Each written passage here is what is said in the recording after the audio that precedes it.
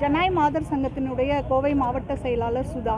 இன்னைக்கு இந்த ஆர்ப்பாட்டத்தை இந்த இடத்துல என்ன எதுக்காக இங்கே நடத்திட்டு இருக்கோம் அப்படின்னா, இந்த பொள்ளாச்சி பகுதியில் நடந்துட்டு இருக்க பள்ளி மாணவி மீதான வன்முறை அப்படிங்கிறது தான். அதாவது இன்னைக்கு எவ்வளவோ அறிவியல் வளர்ந்துருக்கக்கூடிய ஒரு சூழ்நிலையில் பள்ளி மாணவிகள், அதுவும் எவ்வளவு சிறிய ஒரு 8ஆம் கிளாஸ் படிக்கக்கூடிய ஒரு மாணவி எவ்வளோ பெரிய ஒரு மன அழுத்தத்துக்கு உள்ளாக்கியிருக்காங்க அப்படிங்கிறதா. அப்போ கல்வித்துறை மூலமாக என்ன கற்பிக்கப்படுது அப்படிங்கிறதா.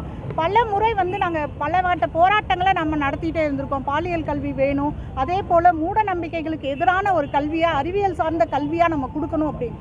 ஆனாலும் தொடர்ந்து இந்த மாதிரியான சம்பவங்கள் நடக்குது. அதுவும் ஒரு கிராம பகுதியில் இருக்கக்கூடிய ஒரு மாணவிக்கு இந்த மன அழுத்தம் ஒரு பெரிய ஒரு பாதிப்பை உண்டாக்கியிருக்கு. இது இந்த மாணவிக்கு மட்டுமல்ல, தமிழகம் முழுவதுமே இருக்கக்கூடிய ஒரு மாணவிகள் மத்தியில் ஒரு பெரிய ஒரு கலக்கத்தையும் உண்டாக்கியிருக்கு.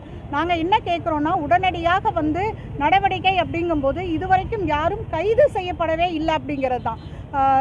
இப்போ இன்னைக்கு SC/ST ஆக்டுங்கிறது பதிஞ்சிருக்காங்க. ஆனாலும் இந்த 4 நாட்களில் கைது செய்ய முடியாத ஒரு தூரத்திலேயே அவங்க இருக்காங்க. அந்த பள்ளியினுடைய நிர்வாகத்தினரோ இல்லை தலைமை ஆசிரியரோ இல்லை அந்த சம்பவத்துக்கு உட்பட்ட சம்பவத்தை நடத்திய ஆசிரியர்கள் எட்ட முடியாத தூரத்திலேயா இருக்காங்கங்கிறதா எங்களுடைய கேள்வி. உடனடியான நடவடிக்கை அப்படிங்கிறது இருக்கணும் அப்படிங்கிறது. சட்டம் நம்ம இன்னைக்கு SC/ST வழக்கு போடுறதுக்கே இவ்வளோ நாள் ஆயிருக்குன்னா அப்போ எந்த அளவுக்கு ஸ்லோவாக இருக்குது அப்படிங்கிறது தான். இது பாதிக்கப்பட்டிருக்கக்கூடிய ஒவ்வொருத்தருக்குமே ஒரு பெரும் அச்சத்தை இது கொடுக்கும். நமக்கு நீதி கிடைக்காதோ அப்படிங்கிற ஒரு பயத்தை கொடுக்கும்.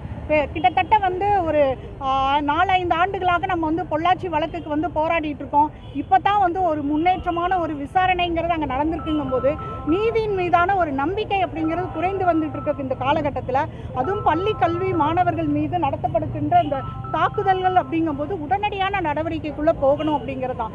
அமைச்சர் நடவடிக்கை எடுத்திருக்கோம் அப்படின்னு சுற்றறிக்கை கொடுத்துருக்கோன்னு சொன்னால் அது போதாமை. இது ஒரு கண் துடைப்பாக தான் இருக்கும்னு நாங்கள் பார்க்குறோம். நடவடிக்கை என்பது கடுமையானதாக இருக்கணும். அப்போது தான் அது சார்ந்த துறையில் இருக்கக்கூடியவர்களுக்கு ஒரு பயத்தையும் அந்த பாதிக்கக்கூடிய மக்களுக்கு ஒரு நம்பிக்கையும் ஏற்படுத்தும் அப்படிங்கிற அடிப்படையில் தான் இந்த ஆர்ப்பாட்டத்தை நாங்கள் இங்கே நடத்திட்டு இருக்கோம்.